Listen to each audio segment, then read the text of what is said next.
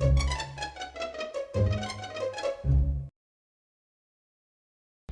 Pocus 2 came out last month on September 30th. It is the very long awaited sequel to Hocus Pocus, the 1993 film that came out on Disney Channel. I actually love the original. It's one of my favorite movies, and so I was very excited about hearing there was a sequel, but I also had very mixed feelings because, as you know, sequels are never as good as the original, and sometimes there should only just be one film. So the plot of this movie is there is basically three girls who are best friends. One of the girls ends up bringing back the Sanderson sisters with the black flame candle on her 16th birthday. Pretty much, all hell breaks loose. For me, honestly, the plot was kind of all over the place. They wanted to show you some backstory. The movie starts off with you seeing the Sanderson sisters as younger girls and kind of showing a little bit of what it was like for them growing up in their village. And then the movie goes ahead and comes back to real time, starts showing you three girls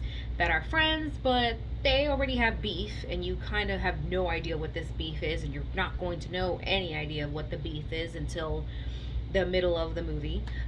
To be honest, kind of just really bothered me. I don't really know these girls enough to care, number one. Number two, they spend so much time focusing on this problem that the girls have that they don't really spend time growing these characters, especially because of the way the film is kind of angling these girls. You want to be able to care about them and like watch this journey and be excited about this journey with them, but quite frankly, I just didn't think any of their characters were strong enough. And so I think that the film really did a really bad job with these girls, just in the sense that I just didn't care about them enough. I also think that there's a lot of holes in the plot. Like in the original Hocus Pocus, it just simply needs to be a virgin that brings back the Sanderson sisters on Hallows Eve. However, in this film, they kind of make it seem like it has to be a 16-year-old virgin. And the only reason I say that is because one of the characters makes a comment about, oh, it's your 16th birthday, and that's usually when a witch gets her powers. And so I felt like they were kind of changing the rules a bit, which I don't know if they did that because they figured, well, it's got to be a little bit more specific. If not, anybody can bring these witches back. Then again, not really, because then it also seemed like it had to be somebody who had magic, which in the original one, it just needed to be a virgin who lit the candle. Yet in this one, the person had to have magic, they needed to be a virgin, and it needed to be their 16th birthday. At least that's what I understood from what the film was telling me. These girls were said to, the film says that the girls have been doing this ritual for a really long time. But it wasn't until the main character turned 16 that all of a sudden this was able to work. But at the same time, the guy waited until she was 16 to give her this candle, almost as if he thought she needed to be 16. But it's not indicated anywhere in the original Hocus Pocus. So unless someone changed the story that they were telling throughout the ages, it just seemed a little bit weird. I don't know. Maybe that's just me overanalyzing, or maybe I misunderstood, but I thought that it was very weird that they did that. There's two different plots. We're focusing on the three girls who are angry at each other. They're supposed to be best friends, but they're kind of fighting almost the entirety of the film until the very end. And then you also have the Sanderson sisters who come back, but instead of having a personal vendetta against the people who, defeated them in the last film, they all of a sudden have a personal vendetta against the main reverend of their time. I thought this was a little stupid, just for the simple fact that you would have had more than enough motive for the Sanderson sisters to want to come back and take revenge on the original cast. I don't really feel the need as to why you had to have an extra plot in the story. And to be honest, the Sanderson sisters have always had one goal, and that's to have all the children of Salem. They've kind of said it several times, so that's pretty much their goal. They don't really need any extra goal. That's just who they are. They're evil witches who suck the souls out of children. That's just who they are. But this film tries to make them seem like they're just misunderstood. They're not, the evil bitches that you think that they are in the original. And for me, it's kind of like no, don't do that. Just leave them as they are. If they're evil bitches, they're evil bitches. Just roll with it.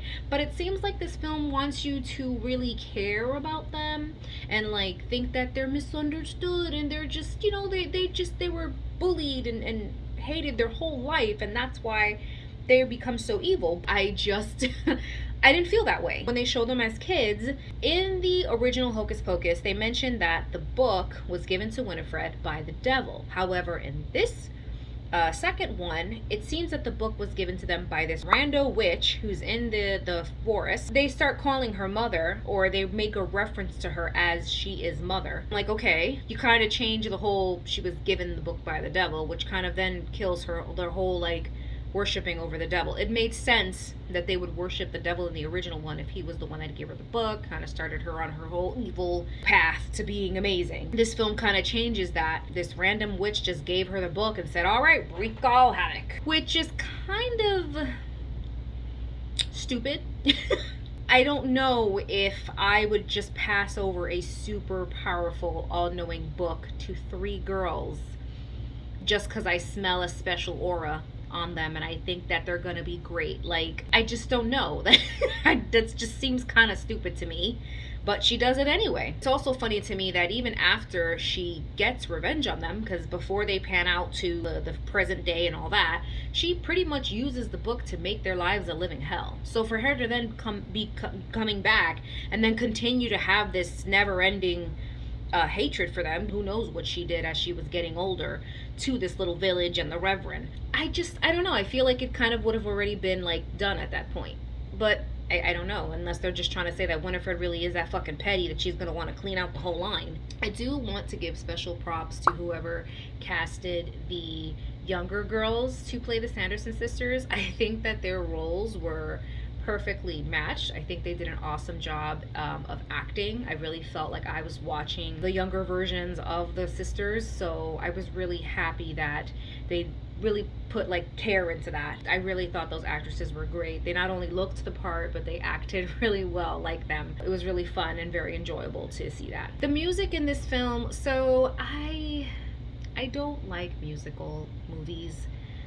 I tolerate Disney ones just because I grew up with them, but some of them are too much for me, and as an adult, I have a very, very little tolerance for them. The original Hocus Pocus doesn't bother me. It's got two songs in it. They're songs that I don't particularly care for, but whatever, they're in there. This one, however, they have 2 songs in this one, and I didn't care for them either. One of them is a random song that I'm assuming Bette Midler wrote herself, and then another one is probably one of the most overplayed fucking songs that you'll hear in a movie, and quite frankly, I hate that song. I just think I don't know, I think it's a stupid, weird, creepy song, and I don't really care for it. So I was very annoyed when I heard the beat of it, and I was like, oh god. I just felt like there were so many other really cool other songs that maybe we could have looked into, and I don't know. I just didn't care for that, and I also felt like we were then going back into having another montage. Like, I want to see something different. If you're going to make a sequel to something, and this is a very long-awaited sequel, I felt like, you really should have pulled out some stops and done some interesting different things. But it felt way too much like the first one, where she gets on stage and she's singing again, and it became very predictable, so I was just like, oh, it's kind of annoying. I will say, when they first appeared and they start singing that song, I actually liked the girl's reactions to it, and how she's like impressed almost, and like just wants to sit there and watch them. I thought it was really funny because I felt like that was kind of very realistic as to how someone would react if they were just watching like random women just start singing in the middle of the fucking woods. One of the things that I want to critique the film on is the Sanderson sisters and how they reacted to our time. So in the original, they did a very good job. I felt like their reactions to pretty much how the world had gotten modernized and just all the new things that they saw was very awesome, and they really did behave as if every single thing they saw was just kind of like it took them back. In this one, it seems like they just kind of accept that the world around them is this weird, even more technological, advanced world. When they take the selfie, they kind of just take the selfie, and she makes a comment of just how they look great, but like they should have definitely put more focus on them. That I feel like that was a missed opportunity, that they could have really like been super just amazed by not only the phone, but the fact that the phone had taken a picture. They also really didn't seem to make a reaction towards any of the other stuff that they saw that was new around their current world. And I felt like in the first one, it was a lot more cooler because it created an obstacle for them. They wanted to chase these kids and be evil, but they were scared of the world around them because they had no idea what was around them. And so it gave an extra obstacle to them, and it kind of stopped them in their tracks. And it made sense for them to feel that way. But in this film, I feel like it doesn't stop them that much, and they start to like not put as much notice onto those things as they should have. Because whether or not they're like, okay, yeah, obviously the world would have changed, still doesn't stop you from being impressed by seeing something like a freaking phone or being able to see a picture. Like, I just feel like those are things that they should have been like super more hyped over. I do also want to say that one of the things too I noticed is they did not speak much in the terms that they did before, like in the original. So in the original, when they first come back, they start still speaking the same way that they did in their time, like very Shakespearean or something along that effect. In this film, I don't feel like they do it as much. I feel like they pick and choose when they want to do it. It's almost as if the actresses forgot that they were supposed to be speaking that way.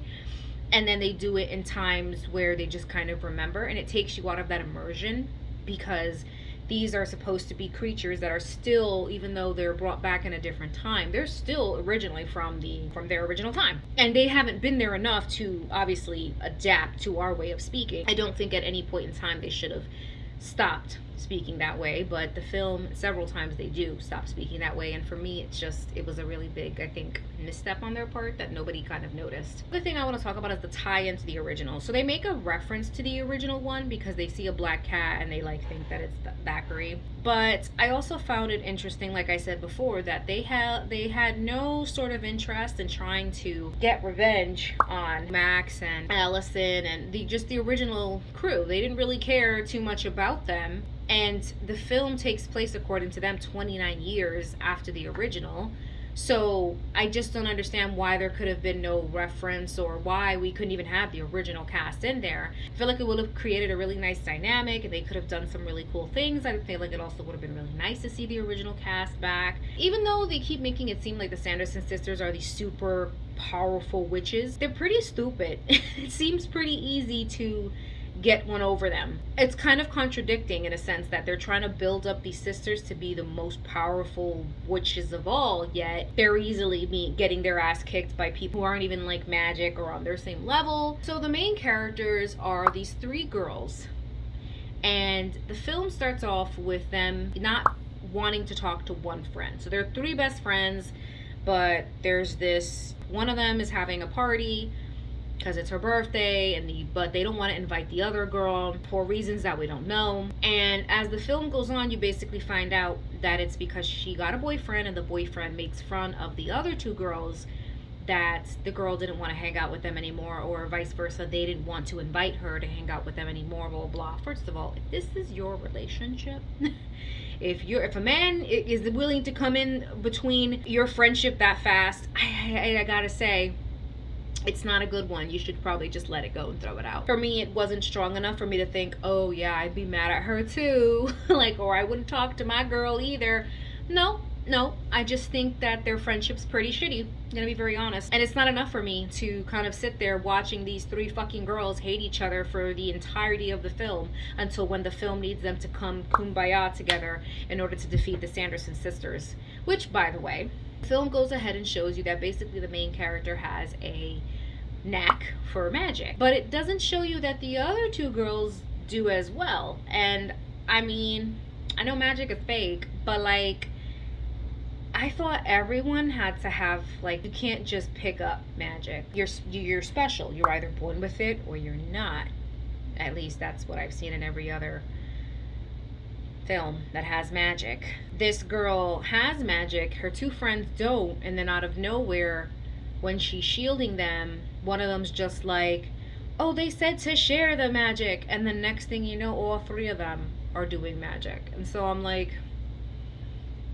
so are they all witches or not? Like, don't show me one of them is using magic or has magic, but the other two don't, but then the other two are helping her do magic. I'm sorry, my brain can't wrap around it, because in the way that I've always seen it, you have to be born with it or something like that. I don't know. Am I being too critical? It just seems stupid. Like, if you had started off the film with these girls just being super best friends, slowly but surely you're showing me that these three girls are starting to notice that they've got like magical abilities, that'd be different. I'd be like, okay, that'd be an easier pill to swallow. But just showing me one girl who has magic and then she passes it on to the other two, or only when she needs them she can use them to like give them magic. I don't know. So let's talk about the book. At the beginning of the film, when the witch gives Winifred the book, she tells her there is a spell in there that you can never perform. She tells her what it is. I think it's like magic maximus or some shit like that.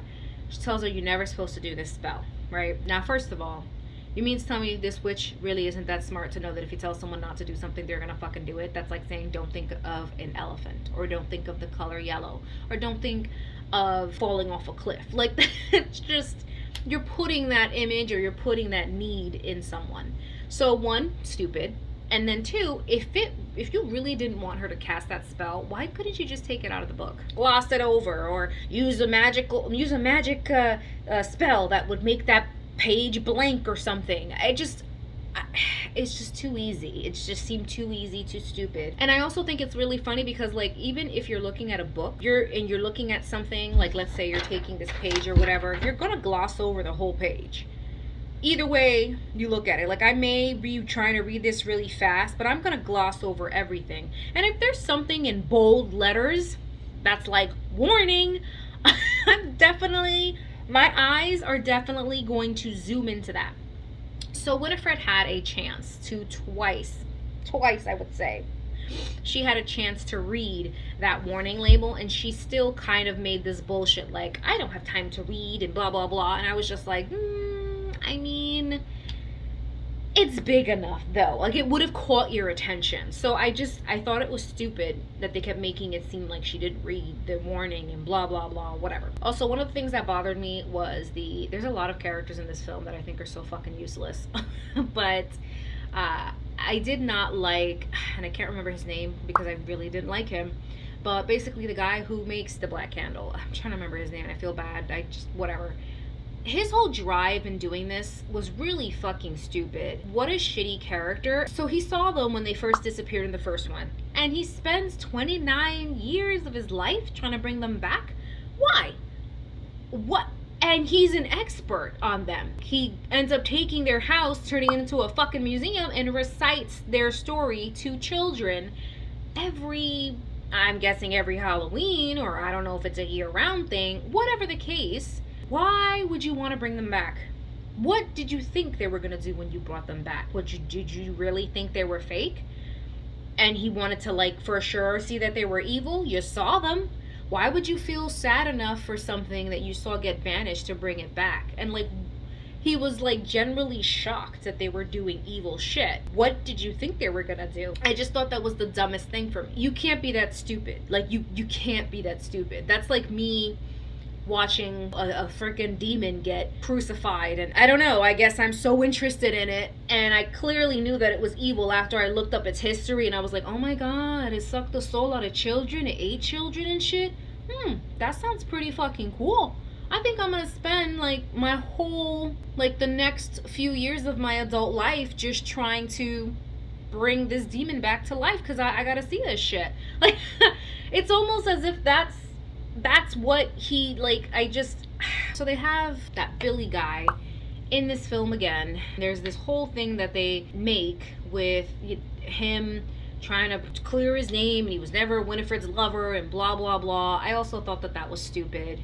We didn't need to have him in this film again. I felt like they did it just to kind of put something familiar in the film to make us feel more, like, nostalgic or whatever. But I felt also like it was a waste of time, and he did nothing in the film that I really thought was valuable for him to be there. And it ends up just being this stupid thing where they're just trying to tie a happy ending knot on his story, with the guy saying he's gonna tell everybody his real story. I just thought it was stupid and a waste of time. And then that's another thing too, like, you would think, because when Winifred blows into dust in the original one, all of the magic that she had done would have just ceased to exist or whatever. For it did for Zachary. He was free, his soul came out of the cat, and poof, he left. But for some strange reason, you mean to tell me that for 29 years, this zombie was just roaming around or chilling in his grave and nobody noticed. And he also wasn't interested in walking around. Like, it's weird to me. I was just like, this is kind of stupid, but okay. The ending is meant to be, first of all, the whole movie is very predictable. The ending is meant to be this super, super sad ending, I'm assuming.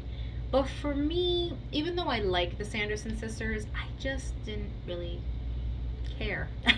I didn't find it to be sad. It didn't get me in my feels the way I wanted it to, because first of all, Sarah and fucking Mary first of all, it took them way too long to disappear. And then as they're disappearing, they're just saying stupid shit. And I just feel like they either really know for sure that they're gonna come back again, so they're not even sweating it, or they really are that fucking stupid that they can't even comprehend that they're disappearing forever. And part of me wants to believe that they're not that stupid. I'm saying, okay, they're not that stupid, but like, I don't know, like, if I'm disappearing away from my sister, I just felt like I would have said something a little nicer or just had more of a heartfelt moment. But they didn't. Like, I just felt like they disappeared so, like, weird, and I don't know, and then it was stupid.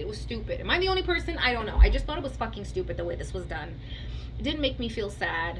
I felt a little sad when I thought Bette Midler did a very good job of, like, that last scene where she was talking about her sisters, and it was really cute to see Winifred that vulnerable and not evil. She was just a very, like, she became a sister. That part I thought was really cute and sweet, and I liked it, and it almost got me in my feels. So they go ahead and they say the incantation. She does this little thing where she, you know, says goodbye to them, and she disappears, and she thanks them, and she leaves. And then the movie pans out with these three shitty best friends walking away, kind of in the same style as the Sanderson sisters do. And then the fucking bird, who's the witch, comes out of nowhere after she wasn't seen anywhere else in the film, and starts flying around them, behind them, whatever. And so you're like, wait, okay, where the fuck was she? Number one. Number two, these are clearly going to be good witches, and I don't think she's a good witch, considering she had admitted to eating children.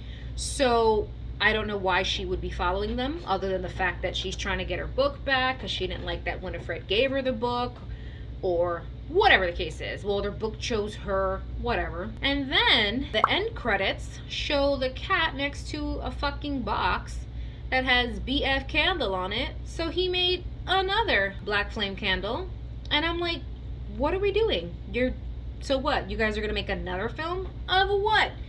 You ended it on a good term. Like, why would you bring them back? And if you brought them back, what are they gonna do? So overall, I thought the film was it was a very big letdown. There was little things in there here and there that I thought was cute and nice, but overall, I have to say, unfortunately, this film really let me down. And I'm very sad about that because, like I said, I really love the original, and so I was really hoping, I was pulling for this one, but not for me. I'm gonna give Hocus Pocus 2 a 2 out of 5. Guys, thank you so much for watching this video. If you have seen Hocus Pocus 2, I would love to know what your thoughts are, so please let me know down below. Thank you guys so much for watching this video, and I'll catch you on the next one. See ya!